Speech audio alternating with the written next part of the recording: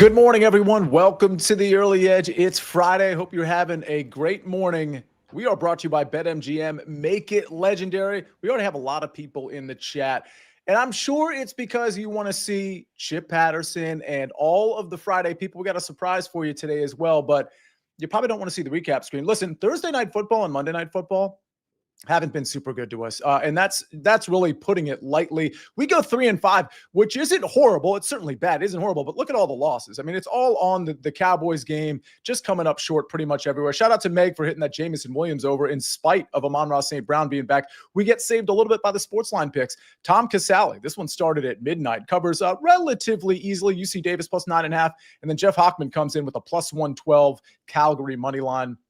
Got to do better on these primetime games, though. Either way, it's Friday. It's time to turn the page. We got college football. We got soccer.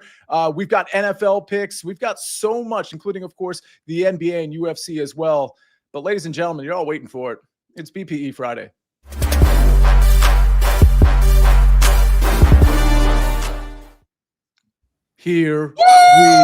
What is even going on here? We got Mikey B. We got Buckets. We got Danny Brasco. We got Chip Patterson. And, it's not baseball season anymore, but it's always Matt Snyder season. Matt, I'm going to put you on the back burner for now because everybody right now is waiting for their chip me up. Good morning, Sia. Good morning, Danny. Good morning, Buckets. Good morning, Mikey. Good morning, Stepper. Good morning, Ben. Good morning, Early Edge fam. And the word today is finish.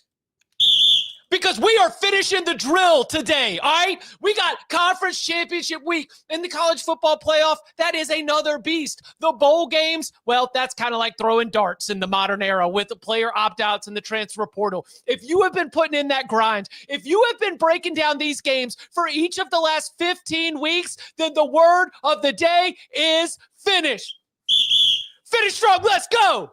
Finish strong. Let's go. I can tell you one thing. Brasco, Buckets, Mikey B, you know I want to go to you guys. But we got the sniper in town, okay? And here's the thing. You talk about finishing Chip Patterson. Well, I thought initially that sniper was going to come on here because, I'm not apprised of these surprises until right before. And I thought he was going to come on here and be like, hey, guess who's playing Ohio State in a pretty big game this weekend, which I know we have a pick on later on in the show. I thought he was going to say, hey, Sia, how you like Caleb Williams now? Which, of course, I will have a catered response to. I thought that's why you were here, Sniper, but you have finished something that I'm sure you are very proud of that we need to be apprised of. Talk to me, my friend.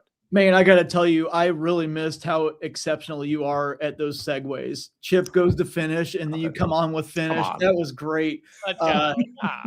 Job's not done for IU. Job's not done for the Bears. Job is done for me on one thing, and I wanted to go back to November 1st, 2024.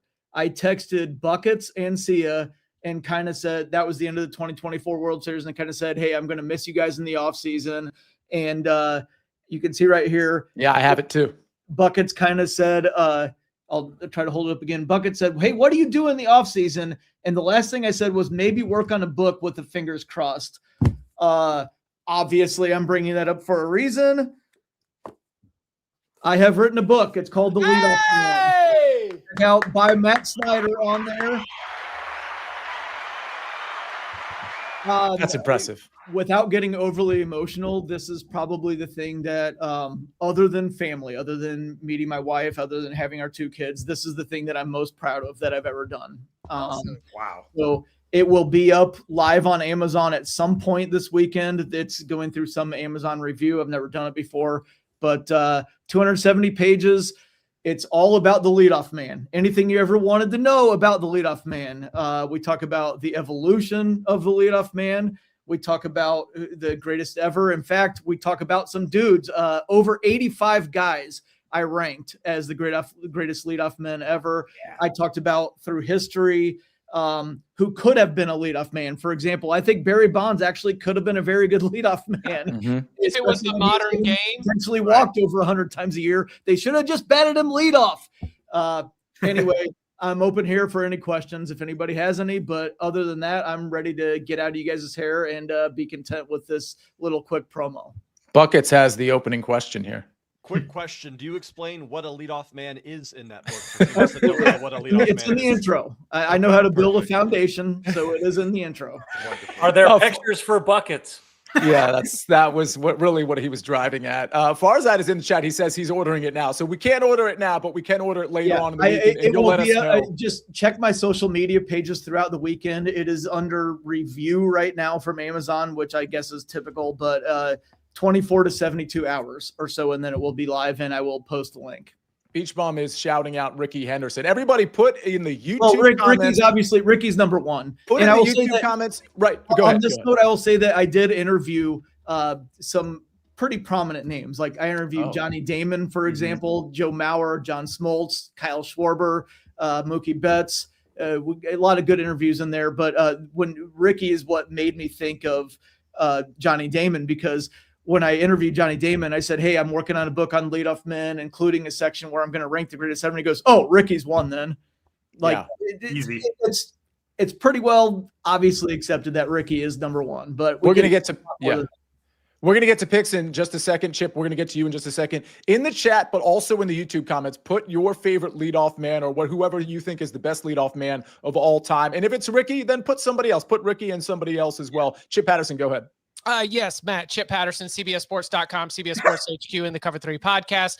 Just curious about the, look at the timing of this and the fact that, we've got potentially one of the greatest baseball players of all time who just won the World Series, also batting leadoff. What was your time, like, as you're starting to piece this together? Could you take us through when you came up with the idea and then also sort of what brought it to fruition? It was the playoffs last year when I came up with the idea, and it was when I looked at Luis Arraez with the Padres leading off and Kyle Schwarber with the Phillies leading off, and they could not possibly be different leadoff men.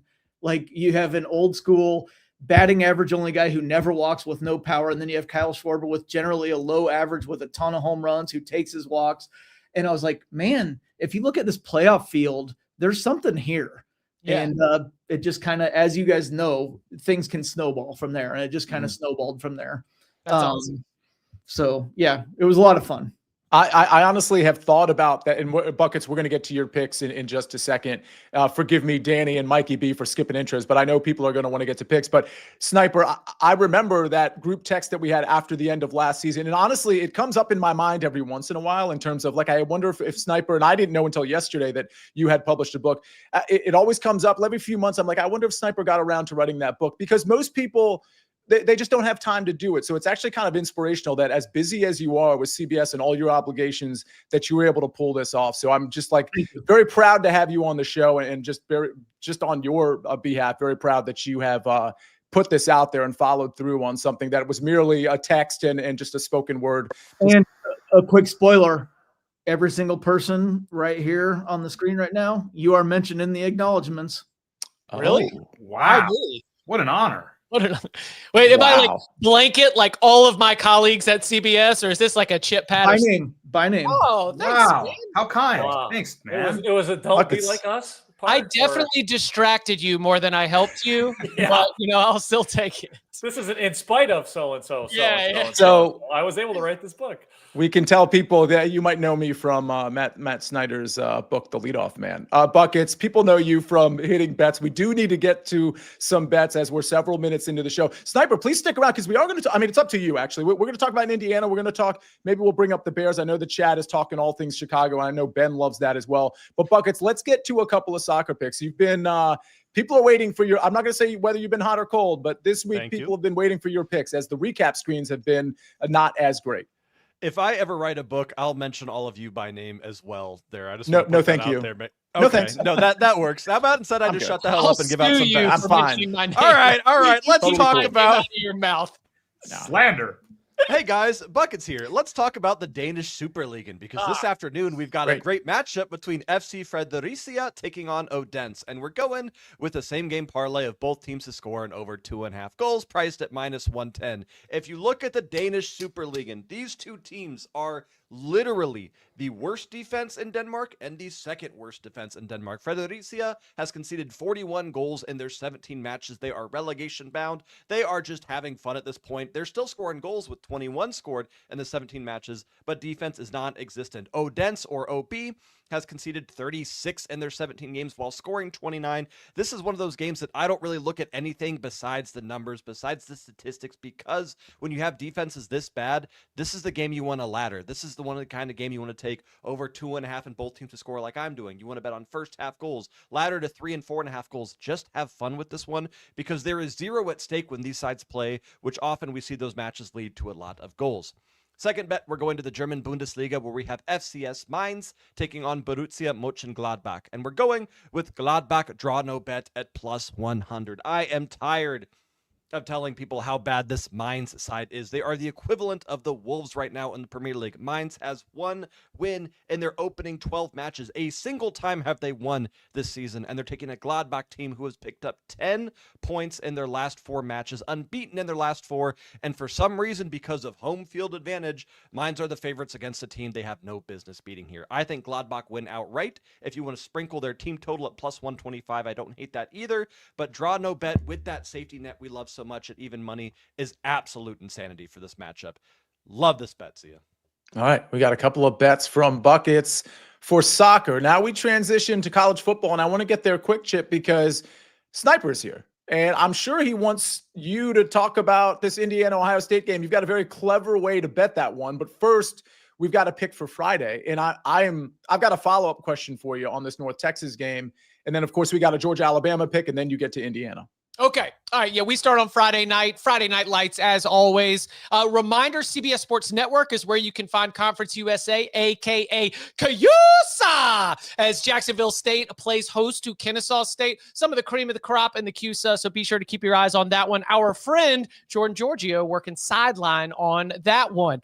But my best bet, the one that I feel the best about, is going to be in the American, where it's North Texas against Tulane. And while Tulane's defense has statistically improved from playing Charlotte, you know who else statistically improves when they play Charlotte? The other 11 teams that the Charlotte 49ers played this year, because they're woeful in the FBS. I'm still looking back at what UTSA did against Tulane. I'm still looking back at what the best offenses did, because when you're talking about the best offenses in the American, it ain't just like in the American.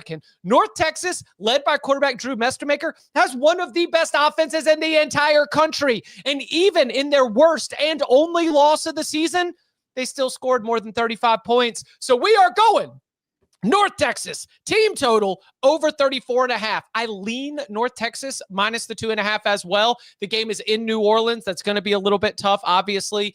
Conditions might not be perfect, but just the way that the Mean Green play, it is very much your old school, wide open. If the defense gives up a touchdown, that's just fine, because now our quarterback gets it back. So either I think North Texas wins this thing in a 38-24, kind of handily walking away with it. But even in a shootout North Texas win, even in a shootout North Texas loss, I still think that we get over 35 points. So North Texas team total over. Transitioning to Atlanta, where the Southeastern Conference Championship provides a very interesting spot for our friend Kirby Smart.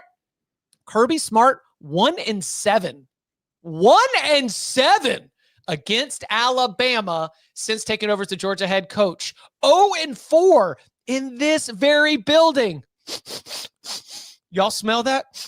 It's streak snapping time, boys. That's right. Because just like how Ryan Day was able to get that Michigan Wolverine right off his back, and just like Tennessee was able to go into the swamp and snap that drought against Florida, it's time for Kirby to get his big win and to get it in the SEC championship. But I think that the way the game plays out, it's going to be a little clunky out of the gates. Georgia starting center Drew Bobo left the Georgia Tech game with an injury. I think the offense is going to be a little tough. And then Alabama's offense, by the way, has not scored 30 points against an FBS opponent since mid-October. So I think that is going to be lower scoring early, a little bit clunky. I think Georgia wins it late, but I love the first half under 24. And then truly one of the most electric environments that I am anticipating this weekend.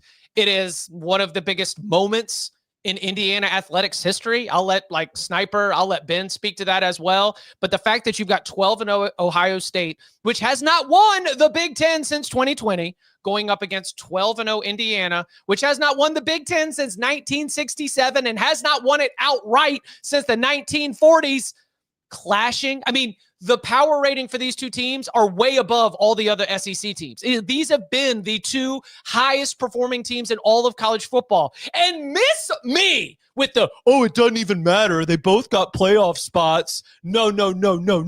Ryan Day and Kurt Cignetti are capital C competitors. They have driven this team. You don't get to 12-0 by laying over and saying, we don't need this win. Every single snap, every single possession, there is the utmost urgency from the way that these two teams handle business. It's what I expect as well. And what do you sign up for in a game like this? You sign up for 60. You don't sign up for 30. You don't sign up for 45. 60 daggum minutes of hard football. Coach Sig smokes it through the filter. We're bringing back a principle here. Indiana, fourth quarter, plus a half a point. So let's go, Hoosiers. You're going to have your best all the way till the end, and enjoy it. It should be a good one. San Francisco 49er says, I want what Chip smokes. Farzad says, I'm about to run through a wall. Brasco, I feel like you and Chip Patterson are in a competition on who can give out the most energetic and best takes. We're just here to fire you up. Chip's passion is what it's all about, right? Like, there's my biggest flaw, I think, as a speaker, is that I can't contain my excitement. So I watch Chip as he explodes through his head while he gives a take, but does it in a super poised and articulate fashion. So that's the thing that we always will have passion in our takes because we love this shit. Well, it's fun. This is very, very fun. Like, It's fun. Yeah, it's just very fun. I don't have any other way to do it. And I'm also not that smart. Like this, like most of my energy is overcompensating for just being a big dummy. But you know what? If people like it, then I'm just going to be me. As Buckets leaps up and shows you, Chip, that you are enough, period. That timing was not by accident. You are enough. Just as you said, you're not very smart, which of course you are very smart. Sniper, any thoughts? Veritas, baby. Veritas, Harvard grad. Sniper, any thoughts on Indiana? Yeah. Last year I went to the IU at Ohio State game where we scored one touchdown, and then I believe Ohio State ran off 31 consecutive points before we tacked one on. And I kind of felt at the time like we're not ready for this yet. This is a good test, but we're not ready for this yet.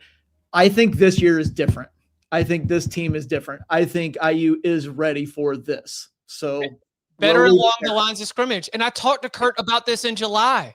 He was like, yeah, against Notre Dame and Ohio State, we weren't good enough up front. And we couldn't protect our quarterback. And they went and got Pat Coogan from Notre Dame. And they went and got a few other pieces. And look, now they've got better quarterback play and better line play. And they showed it at Oregon, a really, really good line of scrimmage team. Yep. And they went and won that. So, and by the way, in that game, even as disheartening as that was, do you know what Indiana did in that game? Covered the fourth quarter spread because they spoke it through the filter. He always brings it back, and he claims he's not smart. Get out of here. Yeah. You're smart. Ben will be at the Indiana-Ohio State game, as he's saying in the chat. And Hawkeye13 says, I'm late, but that's awesome, Snyder. Great for you, man.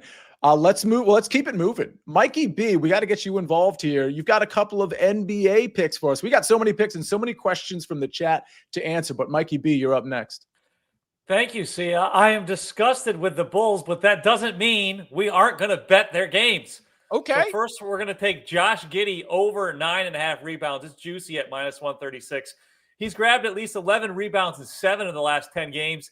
That included when he played the Pacers, who he's facing again tonight. He had 11 rebounds in that game. What do, Sia? We attack rebounding against the Pacers. They've allowed the 5th most rebounds per game in the league. The Bulls are very shorthanded. A lot of guys out, a lot of guys questionable. I think Giddey plays a ton and goes over 9.5 rebounds. And then we're going to go to another great team, the Utah Jazz. We're going to take Keontae George over 20.5 points at -104 against the Knicks. He's averaging 23.1 points per game for the season. I played the over on this exact same number yesterday on the SportsLine site. He came through. He had 29 points against the Nets, took 20 shots from the field and 9 free throws. He has a 27.6% usage rate for the season. Now, you might say, Mike, well, the Knicks aren't the easiest of matchups. They might be getting OG Anunoby back. Well, George had 28 points against the Rockets recently. They're a great defensive team. When he played the Thunder, who are hands down the best defensive team in the league earlier this season, he scored 20 points. So George has proven that he can score against even the best of defenses in the league, and I like him to go over 20.5 points. All right, we've got some questions. I may as well get a couple out of the way here. From Ray Garcia, Mikey B. Pistons are healthy, he says. Blazers with their injuries, not so great. What do you think about the Pistons minus 7.5? Yeah, I don't mind that. This gives me an opportunity. I wanted to say this before I gave out my picks. Tonight's slate is weird. It's there are so many guys questionable. There's back-to-back sets. And when I talk about guys questionable, I'm talking big guys questionable. So be very careful, Ray. While I do like that, I honestly would not be betting any sides, until at least mid-afternoon because we've got so many guys up in the air. Is it illness? No, it's just nagging injuries, back-to-back sets. Some guys possibly coming back from injuries. Some guys recently suffering injuries that teams, all of a sudden give these magical, well, they're day-to-day, but kind of they're week-to-week, really, but they won't tell us that. So just be very careful. There's a lot of weird injuries today. College football, for the teams that are playing, are starting to see some post-holiday, like Alabama defensive lineman LT Overton, out, illness. Duke's got a couple linebackers, out, illness. I mean, it's that time of year, family right? members with kids. We all know kids. They just bring that stuff with them everywhere, and they bring it to the holiday party too. All right, more questions to get to. I do want to tell you about the SportsLine picks, but also about some BetMGM promos. BetMGM players will receive an NBA odds boost token to use the token at a wager made up of NBA bets to your bet slip and activate the token. If you win your wager that was made with the token, you'll receive extra winnings in unrestricted bonus dollars. So definitely check that out, especially with the NBA picks that we just went over. And we've got a lot of SportsLine picks. Some of these from earlier in the week, of course. Prop Stars gave out these two yesterday. Daniel Jones under 237.5 passing yards at minus 115, and the Jaguars Colts under 47.5 at minus 105. Again, those are from Prop Stars. It's going to be me, Proppy, and Dave. I don't think Claudia's going to be with us today at 3 o'clock. Don't forget the prop shows every Friday, but also don't forget now it's live on the SportsLine YouTube channel. So at 3 o'clock today, we'll be giving out all of our props. I've got a prop to give out later on this show, a couple more to give out on the prop show. So make sure you're tuned in to this channel, this YouTube channel at 3 o'clock today for me, Proppy, and Uncle Dave. Titans team total under 14.5 points, minus 110, says RJ White. And Kentucky plus 5.5 versus Gonzaga. Man, I know Gonzaga got crushed against Michigan. I like this Gonzaga team, but we are getting 5.5 points here. Matt Severance likes that. And the Buffalo Sabres money line, that would courtesy of Todd Furman, is plus 115. We've got a lot more to get to, folks, including my pick. We got UFC that we're going to get to next, and a lot of your questions. I've got questions for you too, Chip Patterson, on tonight's college football slate. A lot to cover right after this message from our partners. You can't count on accurate expiration dates. That is a rookie mistake. Or the kindness of strangers. But thanks to CBS Sports, you can always count on Sundays with the NFL on CBS and Paramount Plus. We're back on the Early Edge, brought to you by BetMGM. Danny Brasco, it's your chance now to follow up Chip and to try to at least get on the podium, maybe the top spot. You got a couple of picks for UFC this weekend. Hey, man. Well, first of all, I could never do that. Chip is one of one. Sniper, love the book. Congratulations. In my day growing up, I'm a 90s baby. I just love me some Kenny Lofton and some Ichiro Suzuki. The guy is halfway to first base during his swing. Ichiro used to run to first while he swung. Incredible. So I don't know how anyone ever, got him out on a grounder, much less an actual hard hit ball. So awesome stuff there, man. Into UFC we go. Sia, I came on Wednesday to get some early look takes for you guys, and I brought a lot of plus money plays, underdogs. I said that Merab Dvalishvili is going to make good on his word and be the first person to ever finish Piotr Jan in the main event, plus 450 shot there. Of course, it's going to be tough to hit that one. So I came with two selections here that I think are worth a look. First one is on the prelims. This is a banger. Don't blink for this fight. I'm going with Chris, the Problem Duncan, at minus 142. And curiously, the line is moving against me. I actually took this at minus 165, and I thought it was going to go closer to minus 200. But there's money coming in on his opponent, Terrence McKinney, who is kill or be killed. This guy is 17-7 in his pro MMA career. He's never been out of the first round.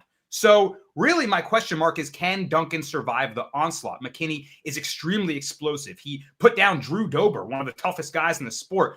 before he was then before the tides were turned and Dober actually took him back in the second round and finished the fight. So that's the thing. If McKinney can explode on Duncan and maybe get him on the ground, get his ground and pound going, threaten with chokes, then perhaps this loses. The market's moving the appropriate direction. But we saw Chris Duncan in his last fight in a fight of the year candidate with Mateusz Rebecki, where both guys were bleeding something disgusting. They visited each other in the hospital after just as warriors, and Duncan is all heart, all class as well, and he's only getting better. He has the power advantage, I believe, in this fight. If he throws a heavy right hand in traffic when they meet in the middle and have crazy exchanges, I don't know if McKinney stands back up. But really, I think that McKinney's going to go to his grappling in this one. I think he knows that Duncan has the more power in his hands. And so if he hits the floor with him, watch out for the Gilly Gang. Chris Duncan showed on my friend's podcast that he's a frequent guest on that he does this unorthodox reverse guillotine grip, and it's submitted multiple people in the UFC so far. So watch out for McKinney. If he shoots a sloppy takedown, he might enter the Gilly Gang. Plus 300 submission shot for Duncan. Had my eye as well. But I like him to win this fight. The market's moving against me. I'll take the discount and hope that he can survive the first round, because after that, it should be all Duncan. The next fight, this is an important one on the main card. Huge fight for the flyweight division. And I'm going with Tatsuro Taira to defeat Brandon Moreno, the former flyweight champion. This is a really interesting one because Moreno certainly has the experience advantage. He's the former champ, and he's been in 9 straight 5-round fights.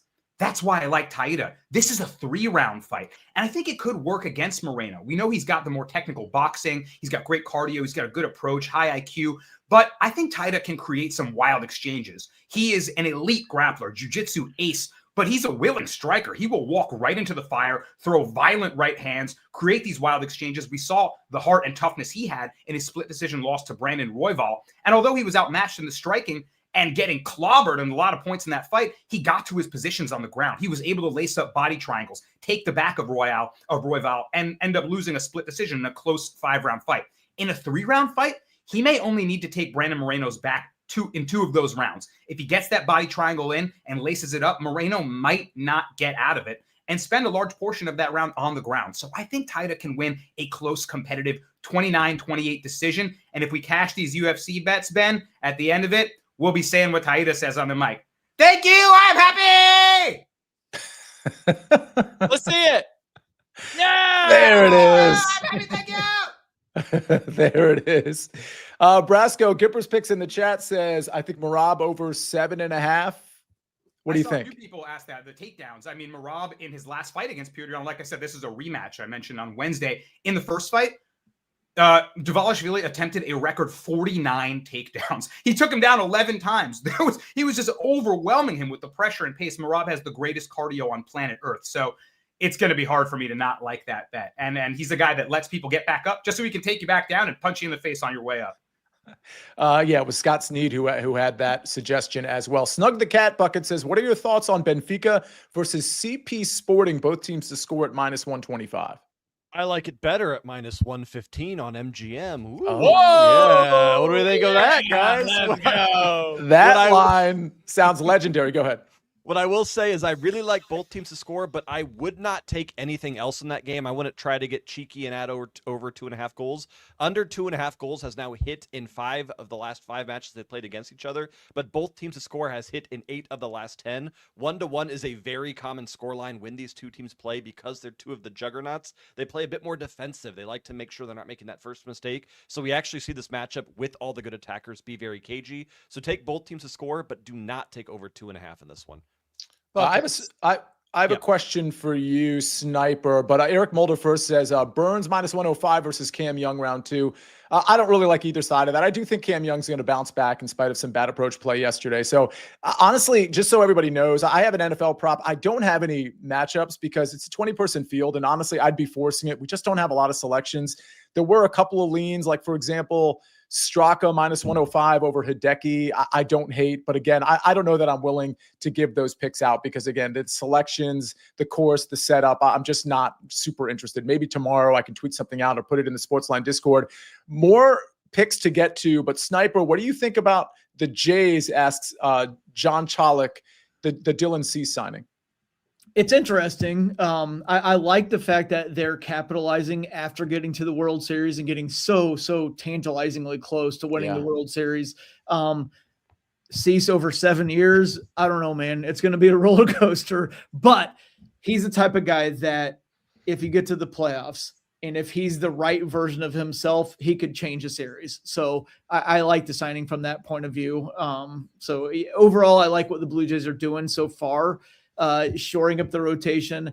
Now I think Bo Bichette and or Kyle Tucker, let's see. It's a work in progress with the Blue Jays, but so far so good. I really like it. You had something, Chip. I was going to ask Buckets if Fiorentina would finally win for the first time all damn season. They're playing Sassuolo tomorrow morning, and they are by. Oh, They are what? There you go. He froze. But either way, go ahead, Favorite, Buckets. not favored. Oh, go ahead. But either way, go ahead. Chip, you cut out at the end there. I'm gonna. Oh man, this is stressful. I do think Fiorentina do win eventually. Oh, Chip, you back? Oh no. Chip, I mean, Buckets, you can still answer the question. You don't have to stop. I don't know what he asked. I heard. Oh, I thought he said if that Is team was Fiorentina gonna going to finally win tomorrow against. Oh, yeah. That's yes, they will. Sassuolo. I think they beat Sassuolo. I think it's ugly. I think it's an under. I think it's a 1-0 kind of game, but I think they finally get the win. I've never seen someone as compassionate as Buckets to also stall out on behalf of his friend who asked the question, stalling out. I thought that was absolutely brilliant. Danny Brasco, you had something as well? I was thinking about more leadoff hitters. Of course, people are dropping some great ones in the chat. And this guy is not going to make the book. I just had to shout out Sniper. Any chance my boy Chuck Knobloch got in there? Yes. Wow. Yankee legend Chuck Knobloch. There's a Knobloch entry. And somebody just mentioned Jeter in the chat, and I wanted to point out that I had to make a rule, like what is a leadoff man, who counts. And so I ended up coming with you had to have had more at bats as a leadoff man than any other place in the batting order. And Jeter actually batted second more than first. So Jeter is not a leadoff man for the purposes of this book. Another close cut there is Dustin Pedroia. He also batted second more than first. So it gives you an idea of where I'm going. Now, Jeter is obviously mentioned plenty of times, but when I get to ranking the leadoff men, I had to go with you had to bat leadoff more than any other spot in the lineup. Accurate. All right. Patrick Mahomes. That's going to be where I'm headed. Over 34.5 pass attempts at -118. We'll get to a couple of more questions before we get out of here, but let me give the final official play out. So he plays Houston. This is going to be a tough game for Kansas City. Certainly feels like a must win for Kansas City. Houston's been very hot. And the thing about Kansas City, and the reason I'm going with the attempts over the completions, which are pretty low, I think it's in the 21, 22.5 range, is because I don't think we're going to see a lot of efficiency from Patrick Mahomes. I think we're going to see him lean on the pass. So I think we're going to see volume in spite of the fact that we're not going to see a ton of extended drives. Patrick Mahomes usually has a way to figure things out with the passing game as an extension of the running game. But I don't think Isaiah Pacheco, Kareem Hunt are going to be super successful against this Texans front. So we're going to look at a lot of passing and not necessarily a lot of efficiency. That's due in part, not just because of the Texans defense, but also this offensive line has some injuries. I think a couple of guys are actually going to be out there with DNPs all week so far. So offensive line, which really hasn't done Kansas City a ton of favors already, probably going to be out a couple of guys. And if that is the case, again,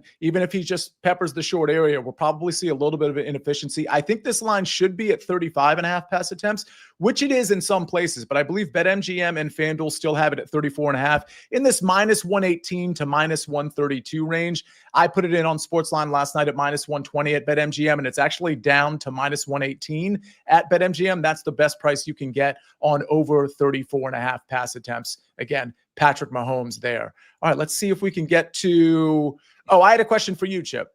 First of all, I agree with you on North Texas. Not that my opinion matters here. I just don't think Tulane is very good. James Madison plays tonight. They're laying, 23.5 points? Yep. Is it too many points at this point against Troy? No, because they have just because James Madison wins, Duke wins. Oh, James Madison's in, right? No.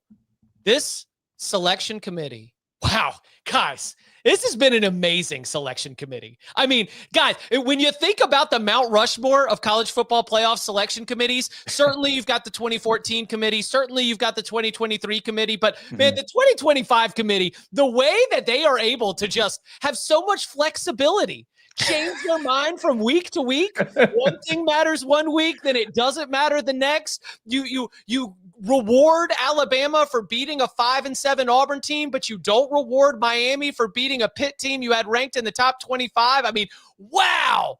You know, it's just their ability to just constantly reinvent. It's just the creativity is amazing. So first of all, 2025 College Football Playoff Selection Committee on the Mount Rushmore of college football playoff selection committees. That said, they might have a fastball, and that fastball could be James Madison wins, ranked 25, Duke wins, unranked, but then Duke jumps ahead of James Madison. That is 100% still something that could happen. If you are JMU, you leave no bleeping doubt. You absolutely throw a crooked score up there. It's going to be 29 degrees up in Harrisonburg tonight. 29 degrees. Them boys from Alabama might not be ready for it. You put them in a body bag and you win 63-0. You throw up just such a disrespectful score that everyone has to acknowledge that no one can jump ahead of you. This is our spot in line. No cutsies, no frontsies, no backsies. This is our spot in line. So, and buckets, everyone has to acknowledge that James Madison was in fact a president and not just some random person. Great callback. Sniper, go ahead. Yeah, I had a question for Chip. Do you think, obviously this is going to be speculative, but do you think that the Alabama jump was to get in front of, if they lose the SEC title game, they're still going to be in the playoff? So we're just kind of getting ahead of the rush here. 1,000,000%. Okay. Because if BYU beats Texas Tech, that meant that whoever is at 10 would have been potentially, because BYU is the only bid thief, to bring some March Madness conversation into this. BYU is not in the field. If they win the Big 12, Texas Tech is not falling out of the field. BYU takes the spot that would be had by an at-large, and that spot was potentially Alabama. And there is no way that an SEC championship game participant is going to get knocked out of the field. So by moving Alabama up, they're just getting ahead of it. By moving Alabama up, you then put Notre Dame on the chopping block, so that if BYU wins the Big 12, they take Notre Dame's spot. And that also would solve the whole Notre Dame Miami thing, because you'd both be out. Yeah.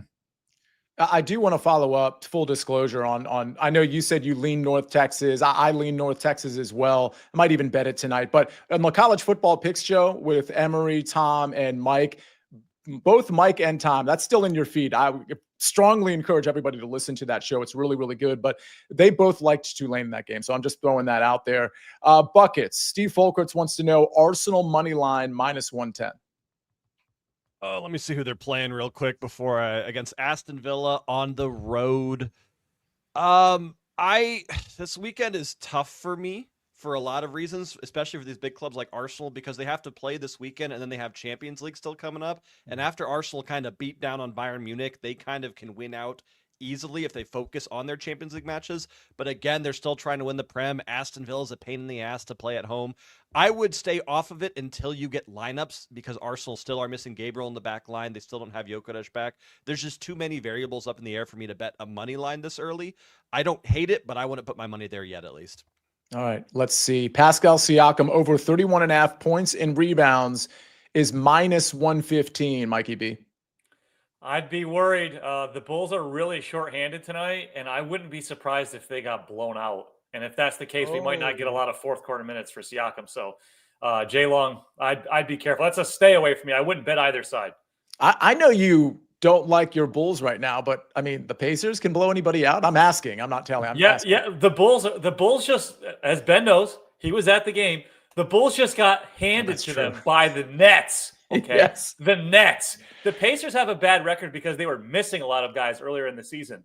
Mathurin, Nembhard, Siakam, TJ McConnell, all healthy right now. So they're a very different team from what we saw earlier in the season. And is the game at home? It doesn't matter. They could be anywhere. They could be no. Oh, I thought you meant for the Bulls, because the Bulls could lose to anybody. I'm talking about the Pacers. Anywhere. Pacers have no road wins, right? Well, I mean, it's December 5th, and Indiana has still not won in somebody else's house. It's time for somebody to Rick James this and grind their feet. In Chicago, but I'm telling you right now, as Ben will attest, he walked up to the ticket counter and he asked for a refund, and they came right down and said, "No, listen, you can't take away from our profits. We're working on getting the 9th seed, okay? You have to get the 9th seed." No, I don't care where the game is being played. The Bulls stink right now. They stink. They should trade for Anthony Davis because the Bulls haven't had enough injured stars. Oh, We God. need more. They finally pull the stars trigger. with an That would be the injured guy list. they trade for. You are 100% right. They sit on their hands. They're afraid to make any trades. And they finally do want it to be Anthony Davis. Please, no. Chip, I'm too old for this. You can't do this to me, okay? You just can't. Well, we're talking Chicago. Sniper Jen wants to know, can we get a pick from you in the Chicago Green Bay game? Chicago getting 6.5 points. Of course, what am I going to say? Of course, I'm going to take the Bears to cover. That's a lot of points. I will say this. Throughout a lot of the year, when the Bears were 8-3 going to Black Friday, I had heard plenty of the Bears aren't real. They haven't beaten anybody good. And you know what? At some point that doesn't matter. Yeah. But there was a little bit of that in me too. And watching the Bears stomp the hell out of the Eagles in Philadelphia, I've gotten to the point where I'm pretty confident now. I'm not necessarily saying the Bears are going to win that game in Lambeau, but I do think it's going to be very, very close. And I will take the Bears when they play 2 weeks later in Soldier Field. And I've got the Bears winning the division if you want a futures play there. I mean, the Bears look pretty good on both sides of the ball at this point. And I don't know, the way what Ben Johnson is doing is giving me Dan Quinn vibes from last year. This feels like that type of team. To completely build the running game the way that he has since that bye week. Horrible at running the ball. Now all of a sudden the offensive line is just punishing people. And apparently people smarter than me have said it's the scheming. Like they also got their right tackle back after the bye. Darnell Wright has been a force on the right side for the Bears. I think Kyle Monungai is just as valuable as Ashton Genty. Monungai's been really fun. I mean, to have obviously not close to Gibbs and Montgomery that Johnson had in Detroit, but you can see like the Swift and Monungai, you can see it working. Chip, I'll just say in Genty's defense, his O-line is heinous. The Raiders, I literally watched film on their O-line from these great accounts that break down like positional by positional film. It's disgusting. Like they're doing nothing. Right. They're blocking ghosts. So we give them a break. All right. I am going to get to the recap screen now. Hand up if I'm missing a question. We've got some people pointing out I think it's Rhodey. He's from Rhode Island, by the way. Shout out Rhode Island. He's got a hockey Capitals prop for us. So check that one out. I don't know how to pronounce his last name. Chikrin, Jacob Chikrin from the from quote air quotes my Washington Capitals. I know because of how much I hate that team because let's go Canes. Yeah. But I actually this might be the one that showed Washington. Yeah. We've actually got Washington crossed out because that was a series win. Yeah. Oh, ouch! Right there. This went down a road I did not want to go down. Let's get to the recap screen, and then Sniper, I'm going to ask you one more question about your book. Maybe an unsung leadoff man in terms of like people don't talk about this guy enough, and he was really that good. But let's go for the recap screen first. Patrick Mahomes over 34.5 pass attempts, -118. Of course, that's for Sunday. KC and Houston. Then we've got Frederica versus Odense. I got the Odense part buckets, but both teams to score plus over 2.5 goals, -110. And then we've got Mainz versus Gladbach draw, no bet at even money. Chris Duncan money line -142 from Amags, and Tyra money line -122. Did I get that right? Amags again, Sia. Amazing. I got it. No, you called me Amags just now, which is amazing. Yeah, I'm going to keep doing that, I think. Because I miss Amags, so I figured I'd incorporate him into the show one way or the other. Then we go to Mikey B. Josh Giddey, over 9.5 rebounds at -136, and Keontae George, over 20.5 points at -104. North Texas team total over 34.5. That's a Friday night lights pick. I like North Texas -2.5 there. I'm just throwing that out there, but that's one pick for Friday night in college football. And then we go Georgia, Alabama, first half under 24, and Indiana fourth quarter plus a half. Those three, of course, from Chip Patterson. And we go to Daniel Jones under 237.5 passing yards, -115, and Jags Colts under 47.5 at -105. Those courtesy of Prop Stars. He gave them out on the early edge yesterday. Titans team total under 14.5 points, -110, says RJ White. And then we got Kentucky plus 5.5 versus Gonzaga, -118 from Matt Severance, and Todd Furman. Hockey, NHL, Buffalo Sabres money line plus 115. Oh, wow. The leadoff man. What a great cover to a book. Yeah. History, Evolution, Fun, Greatest Ever by Matt Snyder. The name of the book. It'll be out on Amazon very, very soon, probably within the week. It's called The Leadoff Man.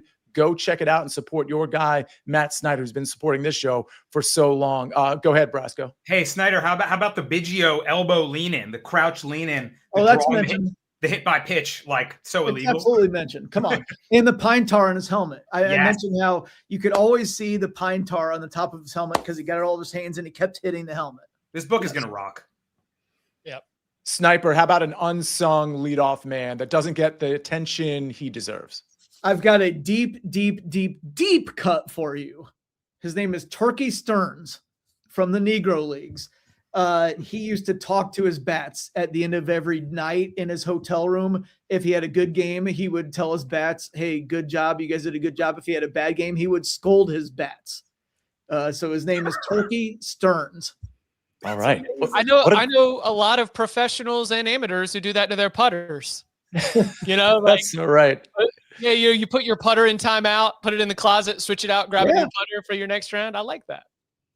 Go ahead, Buckets. I got one more question for you, Sniper, because I Googled what is a leadoff man, so now I feel like I'm part of the conversation. Yeah. As the person who usually gives out the bets first on the show, would I be considered a leadoff man? You could be, yeah. But you're not in the book other than just a quick mention of your Okay, name. not in the top 85 or anything crazy. Okay, No, had to absolutely not even close.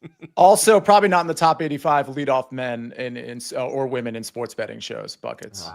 Not even early. Really. You're so close. You're so close. Sia said you're a leadoff man that sack bunts with nobody on base.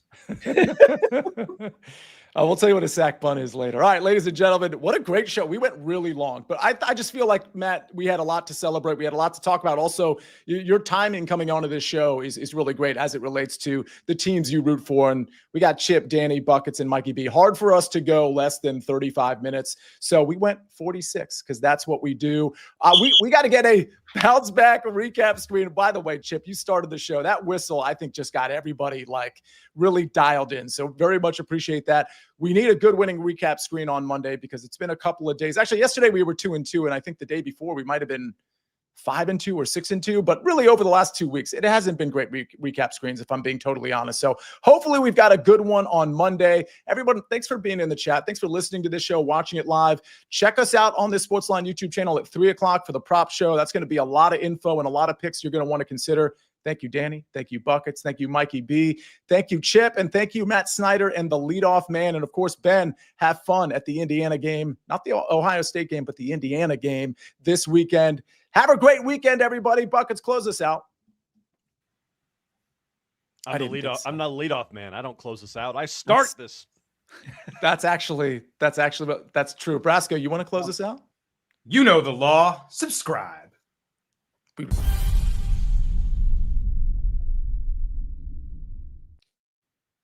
Toss.